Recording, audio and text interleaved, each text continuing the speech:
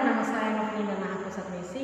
Saya dari Sekolah Tinggi Pastoral Santo Petrus Keuskupan Atambua, semester 5. Hari ini saya akan membagikan materi tentang aku memiliki kemampuan. Tidak ada seorang pun di dunia ini yang tidak memiliki kemampuan.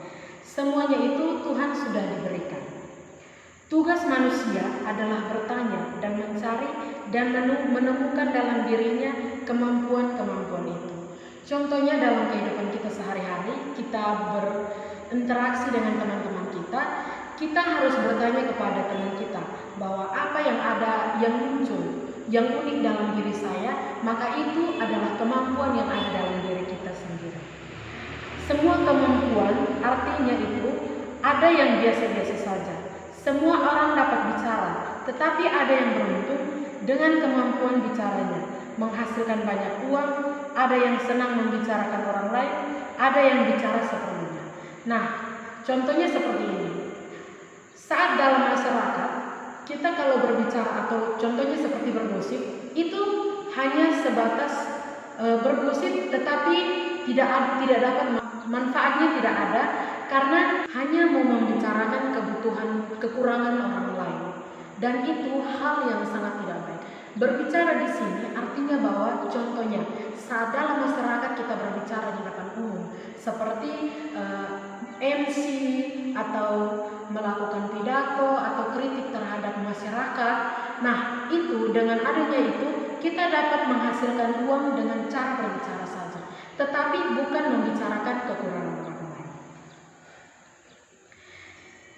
Setiap orang pasti mempunyai kemampuan atau potensi yang harus dikembangkan dalam dirinya, baik yang berupa bakat, kemampuan, berupa sifat, karakter, maupun kebiasaan baik lainnya.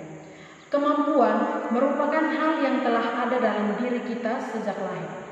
Kemampuan yang ada pada diri manusia juga bisa disebut dengan potensi. Yang kedua adalah kemampuan terbatas. Ketika sadar akan keterbatasan kemampuan, ada sebagian orang yang menjadi bingung, bahkan ada pula yang menyalahkan Tuhan.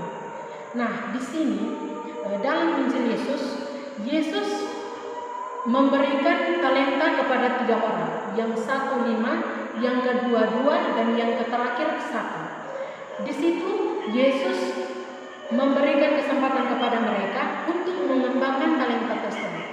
Tetapi banyak orang, 2 orang itu mengembangkan talenta dengan yang adanya 5 dikembangkan menjadi banyak, yang 2 dikembangkan menjadi banyak. Sedangkan yang 1 hanya dikuburkan dan tidak mau mengembangkan talenta tersebut. Nah, dalam kitab suci tersebut, Yesus mau menyampaikan kepada kita bahwa jika Dia memberikan kita talenta, maka seharusnya kita mengembangkan talenta tersebut agar talenta tersebut tidak mati terkubur.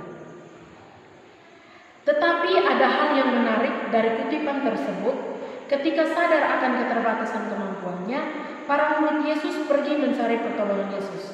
Mereka sadar bahwa saat menghadapi keterbatasan, manusia perlu memberanikan diri dan meminta bantuan orang lain, terutama Tuhan. Yang ketiga, syukur atas hidup. Umumnya, orang mampu bersyukur jika mendapat kegembiraan atau keberhasilan atau hal-hal yang menyenangkan dirinya.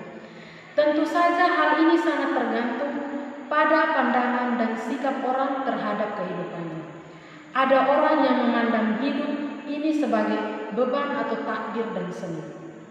Hidup adalah anugerah Allah sendiri yang patut disyukuri. Artinya, hidup itu telah diberikan oleh Allah kepada ciptaannya. Maka sudah selayaknya setiap orang wajib bersyukur kepada Tuhan yang telah memberi hidup tersebut. Setiap orang beriman perlu mensyukuri hidup, baik dalam peristiwa kegagalan maupun peristiwa keberhasilan.